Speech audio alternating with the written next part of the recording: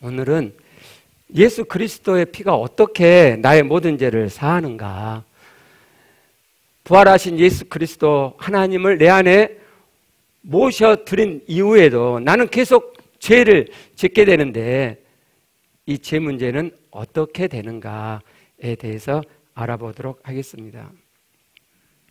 하나님을 닮아가는 여정을 해감에 있어서 하나님께서는 죄라는 특별한 과정을 통해 되어가게 하셨어요.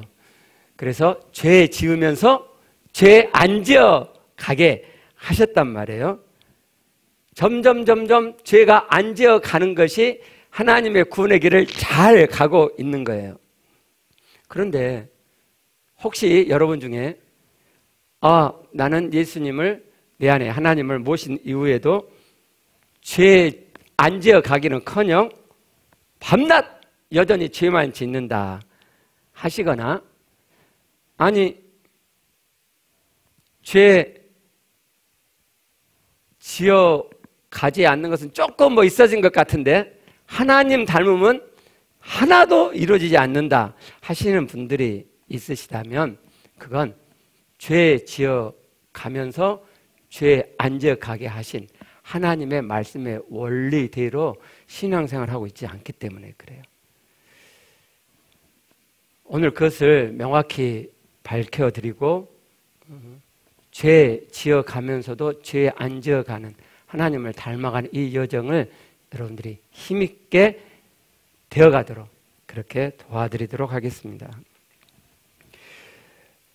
죄 짓는 과정을 잘못해가고 있는 많은 이들 중에 하나님의 신앙 그 자체에 대해서 오해, 잘못 생각하고 있는 분들이 상당히 많아요. 그래서 잘 안 되는 거죠. 잘못 알고 있으면 잘못하게 되죠. 한번 PPT 봐보시겠어요? 예, 영어 스펠링 S죠. 이것을 소리 낼 때 음가가 이렇죠. 예. 근데 이 음가를 한국말로 표현할 때 이렇게 표현해요. 이렇게 쓰라고. 잘못된 거죠. 이 S의 음가는 스가 아니고 그냥 스. 혀를 이빨 뒤에 위치해 놓고 공기를 이렇게 붓는 소리죠. 그냥 소리란 말이에요. 소리. 스가 아니고 으가 들어가지 않죠. 그래서 스포츠죠. 이것을 우리나라 말로 표현할 때 이렇게 표현하죠. 그러면 음절이 3음절이 되잖아요. 음절은 자음 플러스 모음 또는 여기다 자음 받침이 있거나 이러죠. 자음, 모음, 한 음절, 이 음절, 3음절이 되잖아요. 근데 영어 스펠링을 잘 보시면 자음, 이중자음이라고 그러죠. 자음, 모음 하나, 자음. 몇 음절이에요? 1음절이면 1음절. 그러니까 이걸 제대로 표기를 한다면 이렇게 표현해야죠. 이렇게. 대중적으로는 사람들이 이걸 이해 못하니까 이렇게 쓴다 하더라도 영어 참고서나 영어책은 이 아래로 써야죠. 그러니까 아이들한테 영어 스펠링 써보고 몇 음절이야 그럼 다 틀리는 거 다. 왜 다 영어책이 저렇게 써놔 있으니까. 잘못 알면 잘못 행하게 돼요. 그죠? 하나님 신앙이 뭐냐라고 할 때 그걸 잘못 이해하게 되면 신앙생활을 잘못하게 된단 말이에요.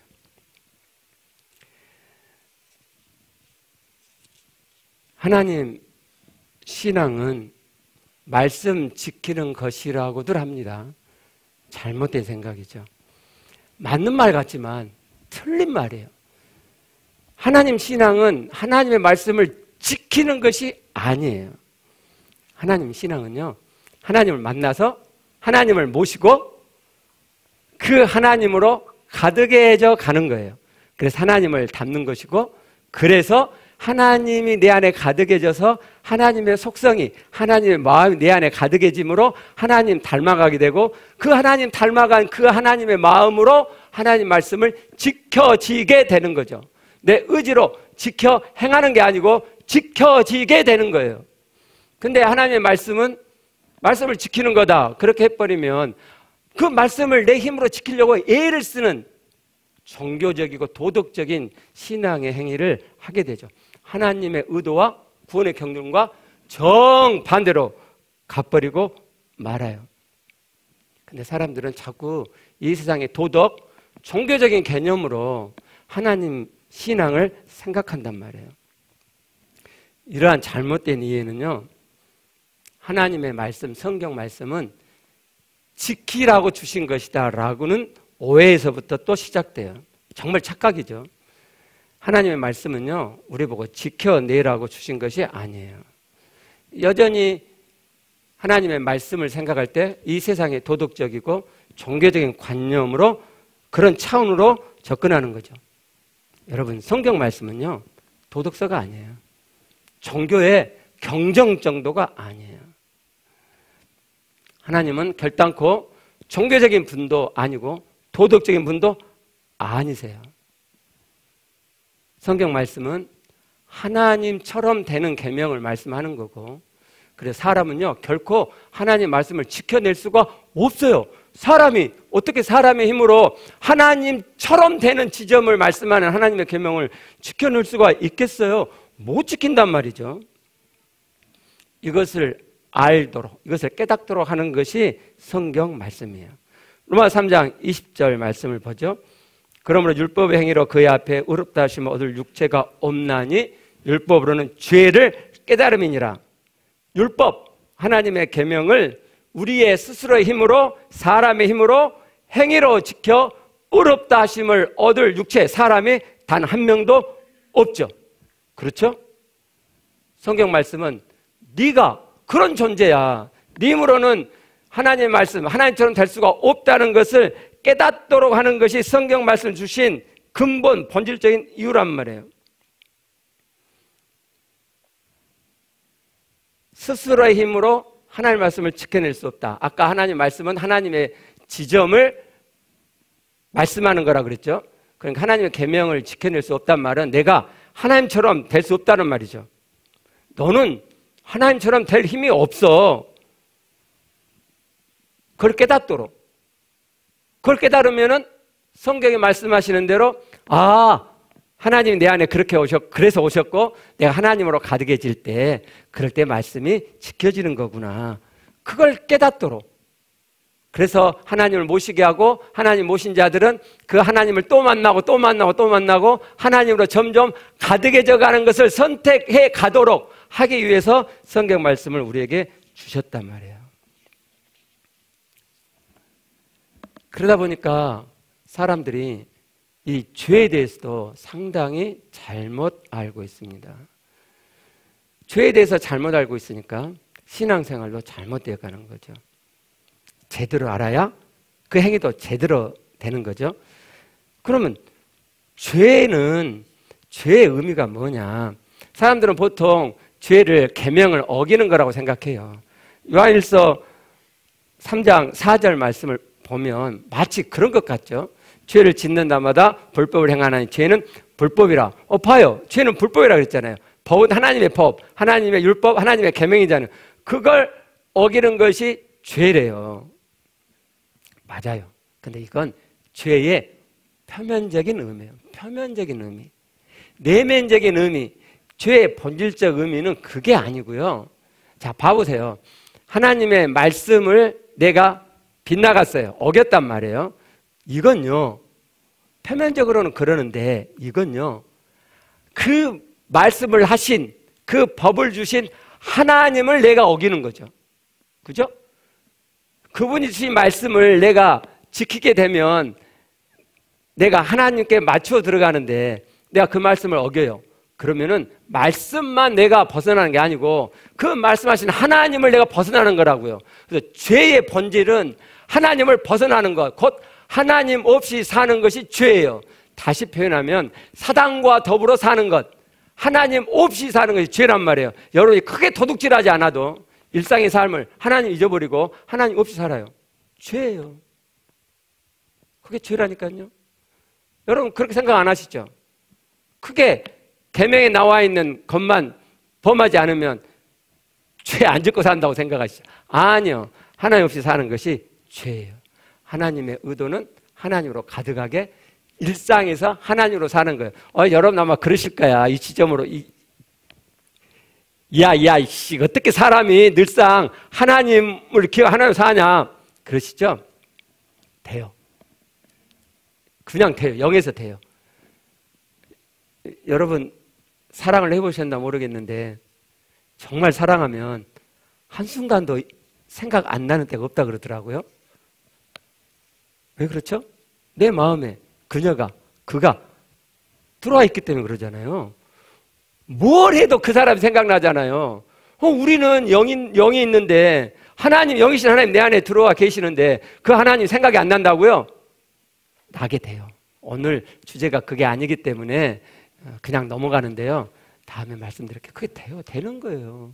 성경에 있는 말씀은 다 되는 거예요. 다. 하나님이 안 되는 것을 주신 게 아니고요. 내가 잘못 알고 있고 신앙생활을 잘못하고 있기 때문에 안 되는 거죠. 하나님 없이 사는 것이 죄예요. 근데 하나님께서는 이 죄, 하나님 없이 사는 이 죄를 지어가면서 하나님과 함께 사는 죄 안 짓는 자가 되어가게 하셨다고 말씀하죠. 그래서 여러분, 죄 짓는 것을 잘 하셔야 돼요. 말이 좀 이상하네요. 죄 지어가는 이 과정을 잘 하셔야 돼요. 이걸 잘 할 수 있도록 하나님이 이미 우리에게 그 원리를 말씀으로 깔아놓으셨어요. 왜 하나님 닮은 여정이 잘 안 되냐? 왜 자꾸 예수 믿는 것이 덜커덩거리느냐? 심지어는 예수 믿는 게 힘들대요. 힘들어. 내 지옥만 안 가면, 지옥만 없으면 내가 정말 다 팽개쳐버리고 말 텐데 너무 힘드니까. 좀 이상하죠? 어떻게 하나님과 함께 사는 천국의 여정이 죄를 지어가면서 하나님을 닮아가게 해 놓으셨다 그래가지고 그게 힘드냐고요. 우리는 뭔가 잘못 알고 있고 신앙생활을 잘못하고 있기 때문이에요. 오늘 잘 들어보시고, 뭐 별로 어려운 것도 아니에요. 복잡한 것도 아니고. 여러분이 이 죄 지어가는 여정을 하나님의 말씀해 주신 원리대로 하지 않으시면 덜커덩 거릴 뿐만 아니라 신앙의 여정이 그냥 멈춰서기도 해요. 깊은 영적 침체가 오기도 해요. 그래서 이 여정을 잘 가는 것이 정말 필요해요. 아주 기본적이고 근본적으로 필요해요. 왜 사람들이 이 여정을 잘 못 가느냐 살펴봤더니요, 문제는 죄책감이에요. 여러분이 죄책감을 갖게 되면 그만큼 하나님을 닮아가는 구원의 여정을 힘있게 가지 못해요. 그러면 제가 아까 그랬죠. 하나님이 다 되어지게 해놓으셨다고? 그러죠. 그럼 죄책감 느끼지 않고 죄를 지어가도 하나님이 해놓으셨단 말이네요. 맞아요. 한번 봐보시게요. 자, 죄책감이라는 단어를 한번 생각해 봐요. 죄책감, 죄에 대한 책임을 느끼는 거잖아요. 내가 죄를 지었고 그 죄에 대한 책임감을 내가 느껴요. 사람들이 죄책감을 뛰어넘지 못하는 이유 중에 하나가 그게 양심적이라고 생각해요. 그래서 맞는 거라고 착각을 해요. 그래요. 양심적인 면이 있죠. 양심은요, 하나님께서 이 땅에 사람들을 내보내시면서 당신이 만들어 놓은 세상이잖아요. 그래서 이 세상이 지옥은 되지 않도록, 이 세상이 벌써 지옥이 되면 안 되잖아요. 그래서 이 세상이 천국이 될 수는 없지만 그렇다고 지옥은 되지 않도록 그 중간 정도의 삶은 영위에 갈 수 있도록 넣어주신 것이 양심이에요. 그래서 사람들이 양심으로만 살면 이 세상 그래도 살만해요. 물론 천국은 안 되지만. 그래서 양심은요, 하나님 말씀과 거의 다 일치해요. 거의 다. 그런데 일치되지 않고 하나님 말씀과 상반된 것이 있는데 그 중에 하나가 이 죄책감이에요. 양심의 소리가 하나님 말씀과 상반돼요. 그러면 믿는 우리는 어떻게 하겠어요? 양심의 소리를 따라야겠어요? 하나님 말씀을 따라야겠어요? 하나님 말씀을 따르는 것이 당연하죠. 그게 믿음이잖아요. 그런데 어떤 사람이 하나님 말씀을 따르지 않고 양심의 소리를 따라요. 그러면 그 양반은 양심적인 사람일 수는 있으나 하나님의 사람은 아니죠. 믿음을 저버린 거죠. 히브리서 9장 14절에서 하나님은 이렇게 말씀하세요. 흠없는 자기를 하나님께 드린 그리스도의 피가 어찌 너희 양심을 죽은 행실에서 깨끗하게 하고 살아계신 하나님을 섬기게 하지 못하겠느냐. 여기 하지 못하겠느냐는 직역에 가면 얼마나 많이라는 의문사예요. 정확히 의문의 형사를 그러는데 한번 봐보시게요. 원어를. 자, 여기 있죠. 여기 잘 안 보이시죠? 하지 못하겠느냐라는 단어, 이걸 키워볼게요. 예, 어찌 못하겠느냐. 개역성경으로 했기 때문에 이렇게 나오거든요. 어찌 못하겠느냐. 4214죠. 사전 찾아볼게요. 예, 4214. 얼마나 큰, 얼마나 많은 이란 뜻이죠. 예, 얼마나 많이라는 뜻이에요. 그리고 이 얼마나 많이라는 이 단어는 깨끗하게 한다는 동사와 연결되어 있어요. 그러니까 얼마나 많이 깨끗하게 하겠느냐 이런 말씀이에요. 엄청 깨끗하게 한다는 말씀이죠. 엄청 깨끗하게 하신대요. 무엇을요? 너희 양심을, 우리 양심을요. 무엇으로부터요? 죽은 행실로부터요. 죽은 행실이란 말은 죄를 지은 우리의 행위로부터 우리의 양심을 깨끗게 하신다. 이런 무엇이 그렇게 하시죠? 그리스도의 피가. 그냥 이런 말씀이잖아요. 그리스도의 피가 죄 지은 너희의 죽은 행위로부터 너희의 양심을 많이 깨끗하게 한다. 이런 말씀이에요. 어떤 사람은 그래요. 자기 죄가 너무 크기 때문에, 너무 많기 때문에, 그리고 너무너무 반복적으로 하기 때문에 용서받을 수 없다. 그리스도의 피로도 내 이 엄청난 죄는 용서받을 수 없다라고 생각하고 자책감을 따라서 죄책감을 누리는 사람이 있어요. 참 죄책감을 누린다는 말이 참 그러는데 다른 표현이 생각이 안 나요. 죄책감을 누려요. 죄책감 좋으세요? 그거 묵직하잖아요. 근데 그 죄책감을 막 느끼고 막 그 묵직함 속에 살아요. 그건 믿지 않는 거예요. 히브리서 9장 14절은 우리에게 분명히 말씀하죠. 그 죄가 아무리 크고 많아도, 아무리 반복적이어도 그리스도의 피는 우리 죽은 그 엄청난 죄로부터 우리의 양심을 깨끗게 하세요. 그러니까 우리 양심에 있는 죄책감도 깨끗이 하신다 이 말이에요. 그래서 에베소 1장 7절 말씀에서 우리의 제사에 대해서 이렇게 말씀하죠. 우리는 그리스도 안에서 그의 은혜의 풍성함을 따라 그의 피로 말미암아 속량 곧 제사함을 받았느니라. 이 속량이라는 이 단어는 헬라어 아폴리트로시스라는 단어죠. 전에는 구속이라고도 번역했는데 이 뜻은 노예를, 그 노예 몸값을 주인에게 지불하고 그를 사서 해방시켜준다는 의미예요. 그러니까 이 말씀은 그리스도의 피로, 즉 예수 그리스도께서 십자가에서 흘리신 피로 우리의 죄값이 다 지불되어졌고 그래서 죄의 매임에서 우리를 해방시켜 주셨다는 말씀이에요. 죄사함 받았다는 말씀이죠. 그런데 이 말씀을 보니까 그것이 그의 은혜의 풍성함을 따라 되어졌네요. 풍성하다는 말은요, 차고 넘친다는 의미예요. 차고 넘친다는 단어에서 나온 단어란 말이에요. 풍성해요. 차고 넘쳐요. 뭐가요? 은혜가요. 그 은혜가 뭐예요? 그리스도의 피로 우리의 죄를 사하시는 그 은혜가 차고 넘친다는 말이죠. 차고 넘쳐요. 그러니까 우리의 죄가 아무리 커도, 아무리 많아도, 아무리 반복적이어도 그리스도의 피는 우리의 그 엄청난 죄를 다 한 톨도 남김없이 사하신다 이 말이에요. 뭘로요? 그리스도의 피로.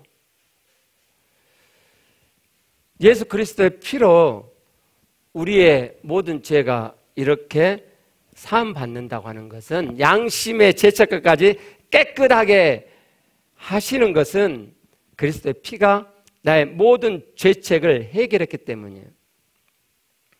갈라디아 3장 13절 말씀을 보겠습니다.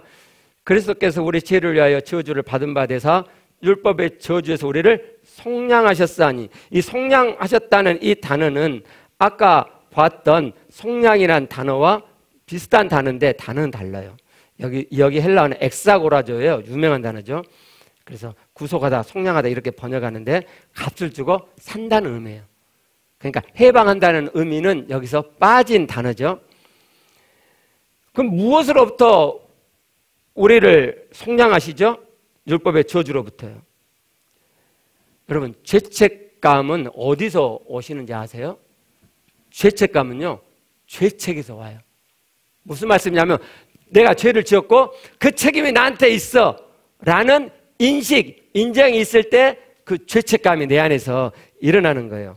그러니까 죄책이 없어지면 죄책감도 일어나지 않겠네요. 그렇죠?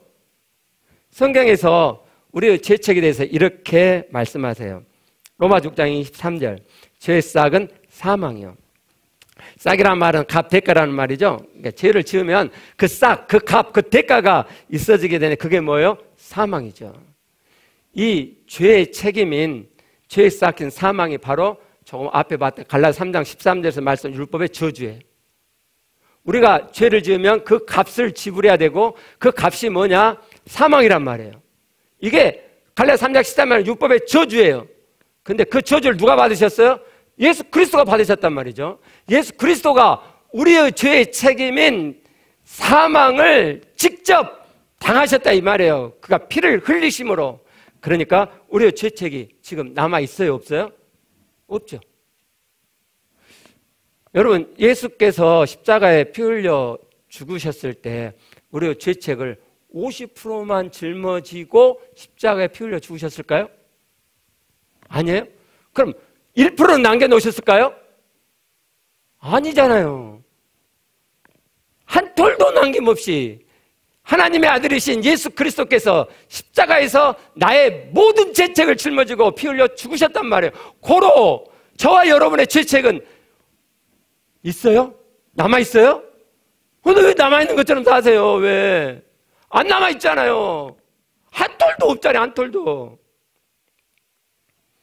하나님의 오리지널 디자인은 자유가 풍성한 나라죠. 그 자유가 이렇게 시작하는 거예요.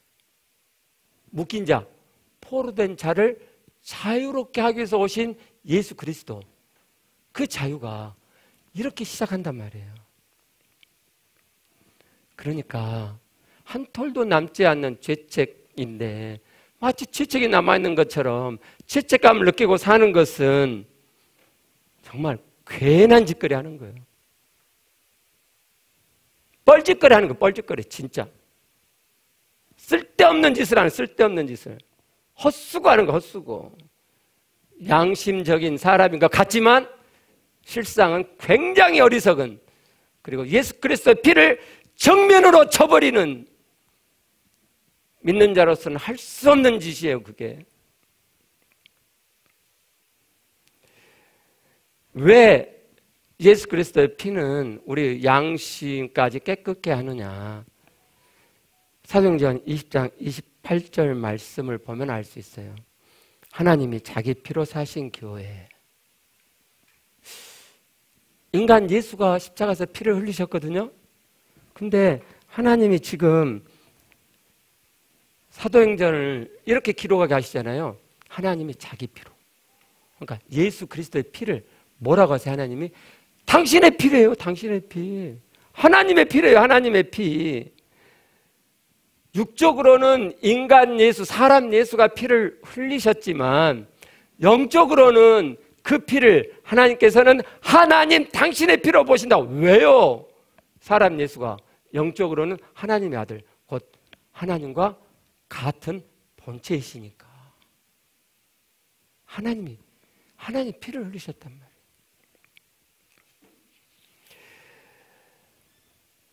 그래서 죄로 더러워진 죄책감이 가득한 내 양심을 깨끗게 해요.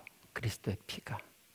아무리 큰 죄, 아무리 많은 죄, 아무리 반복한 죄를 할지라도 예수 그리스도의 피는 내 양심에서 그 죄책감을 깨끗이 지워주세요.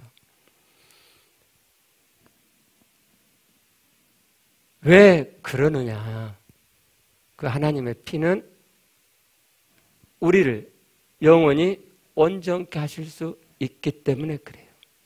히브리서 10장 14절이 그 진리를 우리에게 말씀하죠. 그가 거룩하게 된 자들을 한 번의 제사로 영원히 온전케, 영원이잖아요. 영원. 예수 그리스도의 피로 제사를 받아 거룩하게 되죠. 우리가 그렇게 거룩하게 된 그 자들을 예수님이 딱 한 번 십자가에서 피 흘려 죽으셨는데 횟수는 딱 한 번인데 그 효력은 영원하다고요. 그래서 피로 한 번 거룩하게 된 그 자를 영원히 거룩하게 하신단 말이죠. 뭘 온전케 하신단 말이에요? 이 거룩하게 되심을 온전케 한단 말이잖아요. 왜 그렇죠? 그리스도의 피가 하나님의 피이기 때문에. 하나님의 피.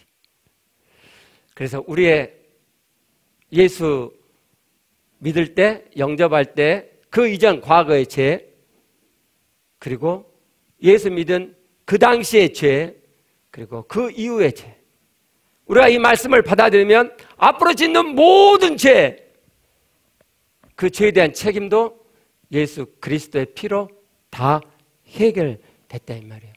영원이에요.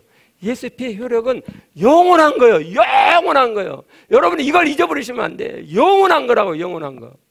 한 번, 횟수로는 단 한 번 십자가에 죽으셨지만 그 효력이 영원해서 나를 깨끗게 해줘.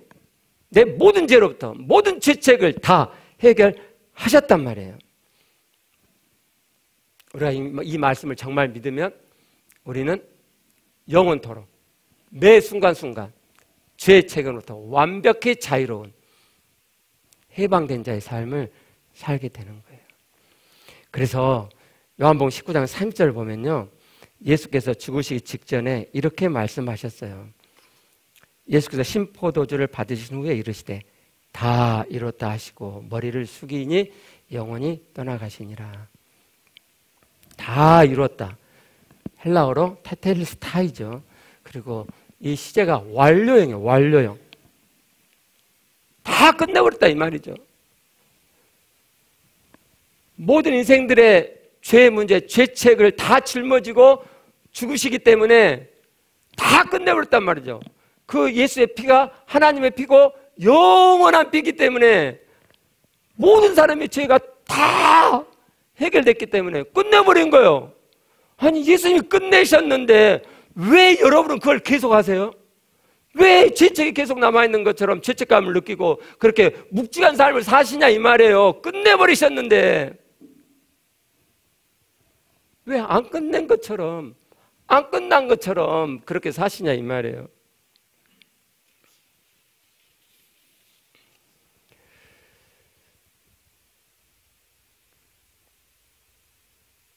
우리의 죄책이 완전히 끝나버렸기 때문에 우리는 죄책으로부터 완전히 벗어난, 완전히 자유로운, 죄책감을 더 이상 가져올 필요가 없는 완전히 죄로부터 자유로운 자, 죄를 지으나 그 죄와 아무 상관없는 자, 죄를 지으나 그 죄의 책임이 완전히 해결된 자, 그 자가 바로 저와 여러분이에요. 여러분이 그렇지 않고 여전히 양심의 죄책감을 느끼며 사신다면 그건 여러분이 이 말씀을 믿지 않는 거예요. 여러분 히브리서 9장 14절을 다시 보시면 여기 깨끗하게 한다가 이상하게 미래형이에요. 이상하지 않아요? 히브리서잖아요. 히브리서는 아까 본 것처럼 그리스도의 피가 그 효력이 횟수는 한 번이지만 그 효력은 영원하다는 진리를 알고 있는 사람이잖아요. 그러면 이 말씀을 하실 때 그리스도의 피가 어찌 너희 양심을 너희들의 죽은 행실, 행위에서 깨끗하게 했다 이렇게 말해야 되잖아요. 그렇죠? 깨끗하게 과거형으로 했고 그래서 너희는 하나님을 섬길 수 있는 거야 이렇게 말씀을 하셔야 되는데 아니라니까요. 미래형이에요. 미래에 깨끗하게 할 거야 이런 말씀이란 말이에요. 너무 이상하죠? 그런 이유가 있어요. 왜냐하면 양심에 있는 죄책감이 그리스도의 피로 깨끗하게 되는 것은 이 말씀을 믿음으로 가져올 때 되어지는 것이기 때문에 그래요. 무슨 말씀이냐면 그리스도가 십자가에서 한 번 죽으실 때 우리의 모든 죄책이 다 해결됐어요. 그건 원리적이란 말이에요. 원리적이요. 선언적이에요. 근데 여러분 죄책감은 현재 내 안에서 느껴지는 거잖아요. 그렇죠? 느껴져요. 내가 예수 그리스도의 피로 내 모든 죄책이 다 해결되었다는 것을 믿지 않기 때문에 내 안에서 사단이 내 안에 넣어주는 너는 자식아 죄에 대한 책임을 져야지. 야 양심이 있지 양심이. 제가 일부 예배 때 개새끼라고 욕할 뻔 봤어요. 아니 그 자식한테. 걔가 여러분 안 그러세요? 너 시끼 양심 있지? 해도 너무하잖아. 너 빈대도 낯짝이지? 야 삼시세판이라고 3번은 하나님 용서해줘 예수 피로. 그 다음에는 네가 지켜내야지. 너 계속 죄짓잖아. 반복적으로 죄짓잖아. 너 해도 너무하잖아. 너 양심이. 우리 양심을 따르래요. 양심을. 지가 양심을 통해 넣어주는 그 생각을 따르래요. 개자식이죠 진짜. 하나님을 따라야죠. 하나님을 배반하고 하나님 말씀을 버리고 지가 넣어주는 양심의 소리를 따르래요. 이건 내 믿음의 선택이에요. 양심의 소리를 따라가느냐 하나님의 말씀의 소리를 따라가느냐 내 선택으로 되어지기 때문에 내가 내 양심에 있는 죄책감은 하나님의 이 말씀을 믿음으로 가져올 때에 깨끗게 되는 것이기 때문에 미래적이란 말이에요. 미래적. 그러니까 여러분이 지금도 죄책감에 시달린다면 그래 여러분 마음에 묵지가 다면 그건 여러분이 이 제사의 말씀을 안 가져오는 거예요. 반틈 정도 무거우시다면 여러분 제사의 말씀을 반틈만 가져가고 반틈을 안 가져가신 거란 말이에요. 정말 여러분이 이 말씀을 100% 믿고 가져가시면 죄책이 여러분에게 한 톨도 안 남아요. 그러니까 죄책감이 한 톨도 일어나지 않는단 말이에요. 한 톨도. 완전히 가볍죠. 완전히 가볍죠. 깃털처럼 가볍죠. 죄에 대한 책임감을 하나도 안 느끼는데 죄책감이 하나도 없죠. 하나도. 그게 예수 그리스도의 피로 인한 복음의 자유예요.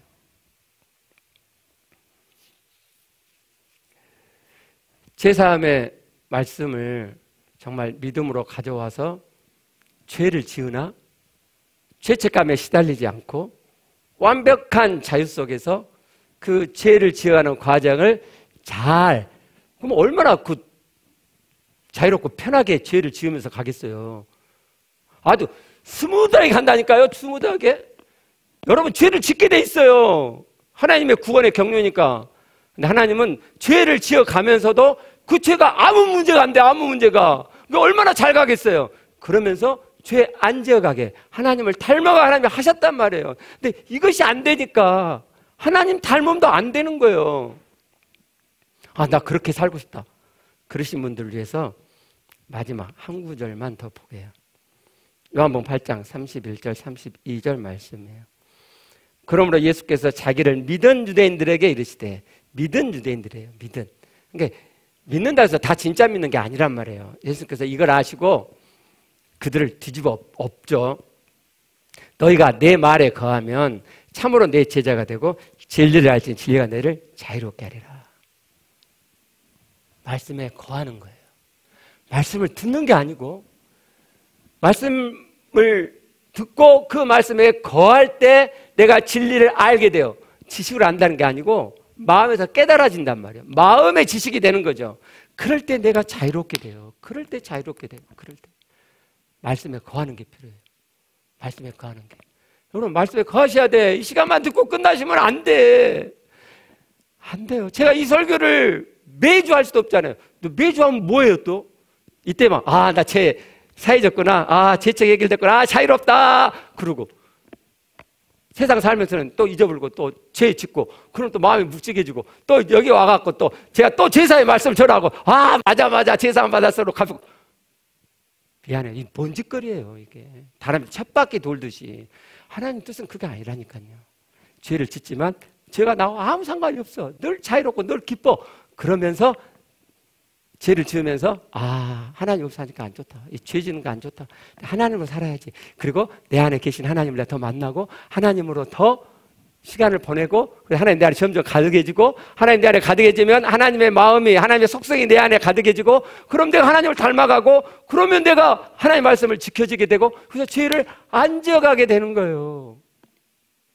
말씀에 머무는 시간이 여러분 너무 부족한 거예요. 오늘 제사함의 말씀 중에서 한 구절 두 구절을 택하세요. 그리고 스마트폰에 저장해 다니시든지 그래가지고 짬 날 때마다 이거 보고 마음속에 담으세요. 믿음을 더하면서. 애우는 게 아니에요. 머리도 애우는 게 아니고 마음에 담는 거예요. 믿음을 더하면서. 계속 믿음을 더하세요. 믿음을. 그리고 정말 이 말씀이 믿어지면 이 말씀이 내 마음에 녹아들어요. 그리고 더 믿음을 더해서 마음에 더 담으시면 영에 가 닿아요. 누구나 다. 나는 영이 뭔지 몰라. 상관없어요. 영에 가 닿아요. 그리고 영에서 이 말씀이 확 일어나요. 저처럼 확 일어나요. 그냥 너무너무 자유롭죠. 정말 여러분 정말 날아갈 것 같은 거예요.